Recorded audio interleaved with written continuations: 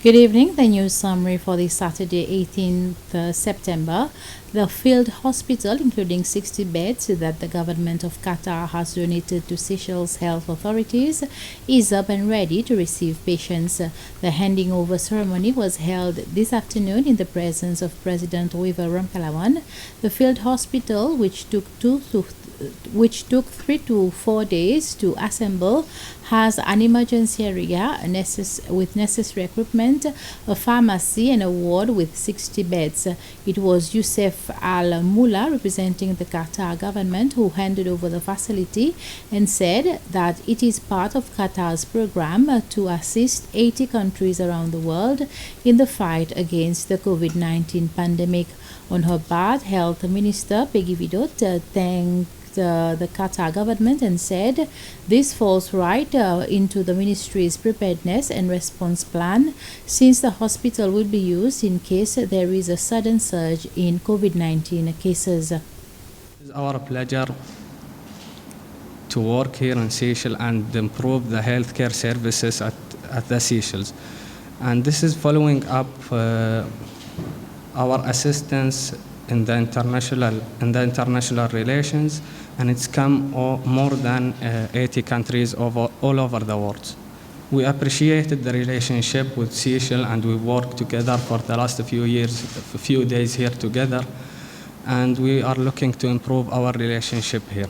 My ministry, in collaboration with other ministries, private sector, and our international partners, continues to prepare for any eventualities that may overwhelm our resources. This hospital is part of our preparedness exercise to increase the capacity of our facilities to cope with any eventualities. The cooperation between the State of Qatar and the Republic of Seychelles in the fight against COVID-19 has enriched our comprehensive strategic partnership of mutual respect and common development, and it is a telling testament to our deep friendship. Around 50 groups of volunteers, including officers of the Defense Forces, district administrators and brigades, students, citizens, amongst others, joined the Clean Up the World Day activities today. The nationwide campaign was launched yesterday and is being led by the Agency for Landscape and Waste Management, LWMA. By noon, 17 trucks had come to the Providence landfill for the disposal of trash collected from all over the main island. The LWMA said the public are responding positively to this year's call to carry their waste straight to the dumping site for free and not to leave them by the bins. The landfill will be accessible free of charge until the 21st of September for the public to come and dump their trash. Seychelles National Parks Authority has organized a trail and beach cleaning activity on Curiez. This activity, which took place yesterday, saw the participation by a group of students from the Eco School Club of Baie-Sainte-Anne-Pralin. The students were accompanied by teachers and parents. The trash collected were then grouped into categories and weighed. Research officer for SNPA, Nathalie Dufresne, said that the students collected approximately 46.5 kilo of waste, in which most was plastic bottles. We do the monthly cleanup on Curious, but because it's the Cleanup of the World on the 18th, we decided that we would take a special group of kids on Pralin to come to Curious and do the special cleanup. We touched Granthos, and we didn't do the Belare and the mangrove because we already cleaning them already.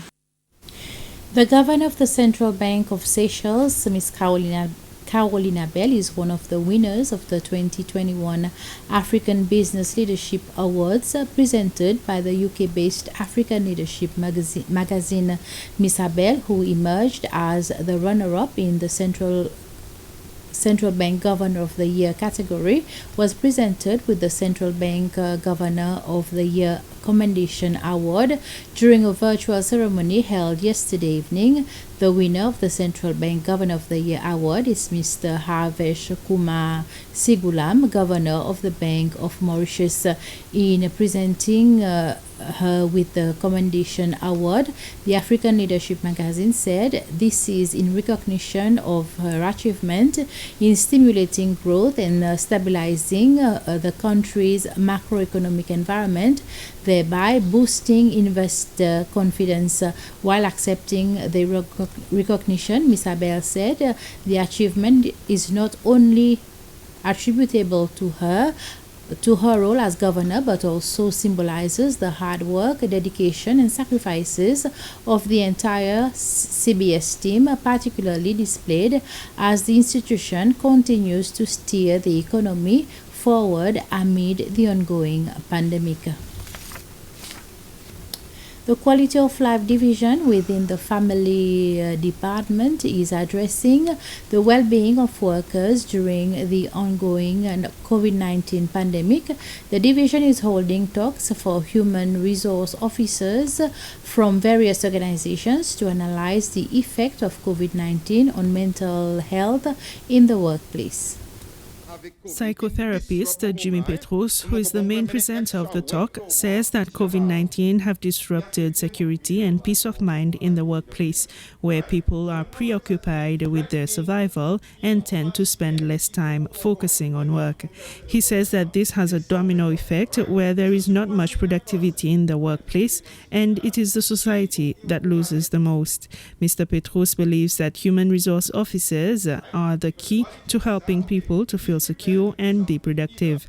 In fact, this is the third group of HR officers to follow the talk. Some of the officers have pointed out the lack of work and social life balance during the lockdown, and they say that there are even extreme cases where further assistance are needed. Mr. Petrus says that there are signs that these officers must look out for, especially relating to stress. This is anxiety, fear, worry, procrastination, irritation, and frustration.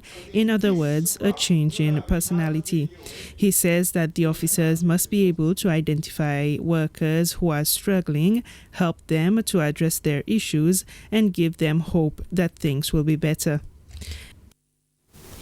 Ambassador Ian Madlen, the new permanent representative of Seychelles to the United Nations, presented his credentials to the UN Secretary General Antonio Guterres on 16 September in New York. During his meeting, the UN Secretary General expressed admiration for the level of development and social cohesion he witnessed during a private visit to Seychelles and praised government policies for the achievement. Their exchange primarily touched upon post-COVID-19 recovery plans and equitable vaccine distribution. The ambassador reaffirmed Seychelles' commitment to actively contribute to the work of the United Nations, especially in areas such as climate change, the blue economy, maritime security, and placed particular emphasis on the importance of establishing a multidimensional vulnerability index for small island developing states. Seychelles will be celebrating 45 years as member of the United Nations on 21st September this year. That's the end of this news summary. Thank you for your attention. Join me at 8 for the news bulletin in Creole. Until then, have a pleasant evening.